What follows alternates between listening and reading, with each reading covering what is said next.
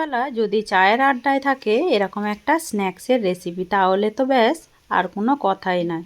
নমস্কার বন্ধুরা, কাজল ভিলেজ কিচেনে সকলকে স্বাগত জানাই। রোজকারের মতো আজও রান্নাঘরে চলে এলাম। আজকের রেসিপি প্রথম থেকে লাস্ট পর্যন্ত দেখতে থাকুন, আশা করছি ভীষণ ভালো লাগবে। তো চলুন তাহলে শুরু করা যাক।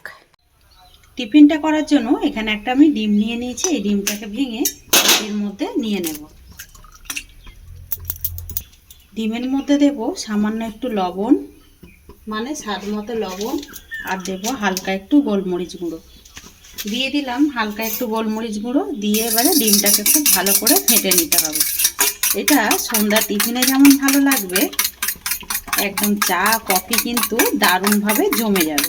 তো ডিমটাকে খুব ভালো করে আমি ফেটে নিলাম। এবার এইটাকে সাইডে রেখে দেবো। অপর দিকে আমি গ্যাস অন করে একটা কড়া গরম হতে বসিয়ে দিয়েছি। কড়ার মধ্যে দিয়ে দেব 1 চামচের থেকে একটু বেশি তেল। তো এখানে আমি সাদা তেল ব্যবহার করেছি, তোমরা চাইলে এখানে বাটার দিয়েও এই টিফিনের রেসিপিটা করতে পারো। তেলটা বেশ খুব ভালোভাবে গরম হয়ে গেছে। এর মধ্যে আমি একটা মিডিয়াম সাইজের পেঁয়াজ কুচিয়ে রেখেছি। এই কুচিয়ে রাখা পেঁয়াজটা আমি তেলের মধ্যে দিয়ে দেবো। দিয়ে হালকা একটু নাড়াচাড়া করে নেব, তেলের সঙ্গে মিশিয়ে নেব। আর এই সময় গ্যাসটাকে একটু আস্তে রাখতে হবে। পেঁয়াজটা থেকে কাঁচা গন্ধ চলে গেছে, কিন্তু একদম রং চেঞ্জ হয়নি। এই ফাঁকে দিয়ে দেবো এখানে একটা ছোট্ট সাইজের আলুকেও গেট করে নিয়েছি, বড় গেটারের সাহায্যে দিয়ে দেব গেট করে নেওয়া আলু। আর এখানে একটা গাজরকেও আমি গেট করে রেখেছি, ওই বড় গেটারের সাহায্যে দিয়ে দেব গেট করে নেওয়া গাজর। দিয়ে পেঁয়াজের সঙ্গে খুব ভালো করে এগুলোকে মিশিয়ে নেব। সবজিগুলো বেশ কিন্তু নরম হয়ে গেছে। এই ফাঁকে এর মধ্যে আমি দিয়ে দেব আগে থেকে চিকেনকে এইভাবে ছোট করে কেটে নিয়েছি। এখানে 150 গ্রাম চিকেন রয়েছে, তোমরা চাইলে কম বেশি নিতেই পারো। আজকে আমি চিকেনের দিয়েই করব, তোমরা চাইলে এখানে কিন্তু ডিম দিয়েও করতে পারো। ডিমটাকে একটু ঝুড়ো ঝুড়ো করে নেবে, তাহলেও কিন্তু হবে। সমস্ত সবজিগুলোকে খুব ভালো করে আমি মিশিয়ে নিলাম। সমস্ত সবজি আর চিকেনটা কিন্তু বেশ নরম হয়ে গেছে। এই ফাঁকে এবারে আমি কিছু মশলা অ্যাড করে দেবো। প্রথমে দিয়ে দেবো স্বাদ মতো লবণ, যাতে করে সমস্ত সবজিগুলো নরমও হয়ে যায় আর একদম সিদ্ধ হয়ে যাবে। দিয়ে দিলাম স্বাদ মতো লবণ। আর এখানে দিয়ে দেব, এখানে আমি 2টো রসুন আর আধখানা কাঁচা লঙ্কা, আদা 1 টুকরো দিয়ে বেটে রেখেছিলাম। দিয়ে দিলাম আদা রসুন আর কাঁচা লঙ্কা বাটা এর মধ্যে ব্যবহার করছি। সমস্ত সবজির সঙ্গে আমি আদাটাকে ভালো করে মিক্স করে নিলাম। এবারে ঘরে থাকা কিছু উপকরণ দিয়ে দেব, যেমন সুন্দর একটা রঙের জন্য দেব এখানে হলুদের গুঁড়ো, আর দেব এখানে টেস্টের জন্য জিরে গুঁড়ো, স্বাদ মতো একটু দেব ধনে গুঁড়ো, আর ঝালের জন্য আমি দিচ্ছি এখানে লঙ্কার গুঁড়ো। তো ঝালটা তোমরা তোমাদের পছন্দ মতো ব্যবহার করবে। এখানে কিন্তু আমি একটা পাকা কাঁচা লঙ্কাও কেটে রেখেছি, এটাও এর মধ্যে দিয়ে দেব। দিয়ে সমস্ত উপকরণগুলোকে ভালো করে একটু মিক্স করে নিতে হবে। সমস্ত উপকরণগুলোকে খুব ভালো করে আমি রান্না করে নিলাম। একেবারে আলু গাজর চিকেন কিন্তু সিদ্ধ হয়ে গেছে, এইভাবেই রান্না করে নিতে হবে। এই সময় গ্যাসটা আমি অফ করে দিলাম।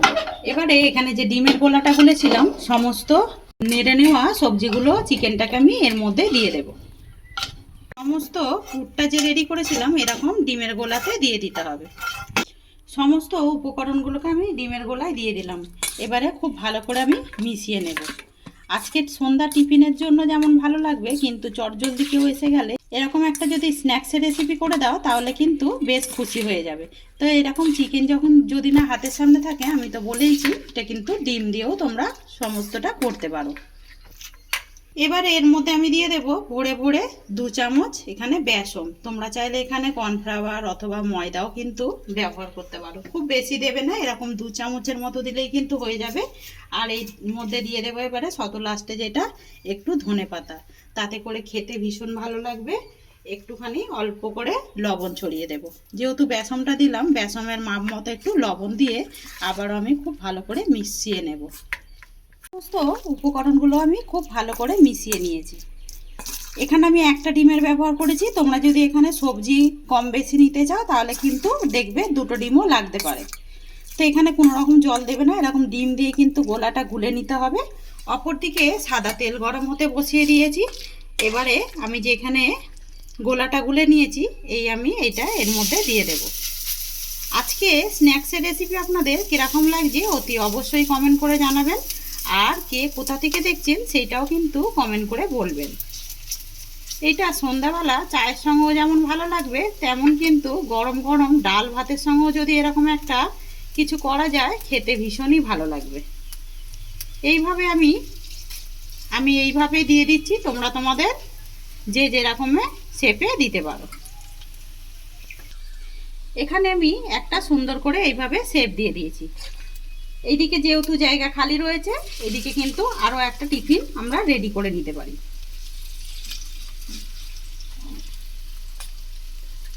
আমি এটা লো টু মিডিয়ামে সুন্দর করে এইভাবে এবারে ভেজে নেব। আর কতটা সুন্দর দেখতে লাগছে দেখুন, খেতে কিন্তু ভীষণ ভালো হয়। একবার এইভাবে ট্রাই করতে পারো, একটা পিঠ হয়ে যাবে তখন কিন্তু বুঝতে পারবে। এইভাবে একটু নাড়ালেই অতি সহজে কিন্তু এইগুলো বেশ নিজের শেপে সরে আসবে।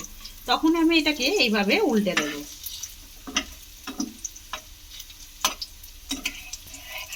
আর কত সহজে টিফিনগুলো উল্টানো যায় সেটা কিন্তু দেখতেই পাচ্ছেন। সুন্দর করে বেশ আমি উল্টে পাল্টে ভেজে নিলাম। আর দেখুন কতটা মুচমুচে হয়েছে, একদম কিন্তু অল্প তেলের মধ্যেই এই টিফিনগুলো ভাজা হয়ে যায়। দুটো টিফিনই আমি তুলে নেব। এবারে যেই পুরটা আবারও রেডি করা আছে একইভাবে ভেজে নিয়ে ফিরে আসছি। ওগুলোকেই আমি সুন্দর করে উল্টে পাল্টে ভেজে তুলে নিলাম। তো টিফিনগুলোকেই নামিয়ে নিয়েছি, কতটা খাস্তা মুচমুচে হয়েছে সেটা কিন্তু দেখতেই পাচ্ছেন। আজকের রেসিপি যদি তোমাদের ভালো লেগে থাকে একটা লাইক করে দিয়ে এইভাবে আমার পাশে থাকবেন, আমাকে সাপোর্ট করবেন। আমার এরকম নিত্য নতুন রান্নার জন্য পাশে থাকা বেল আইকনটি প্রেস করবেন। সবাই ভালো থাকবেন, সুস্থ থাকবেন। ধন্যবাদ। আবারও কোনো নতুন রেসিপি নিয়ে ফিরে আসবো। আজকের মতো এই পর্যন্ত।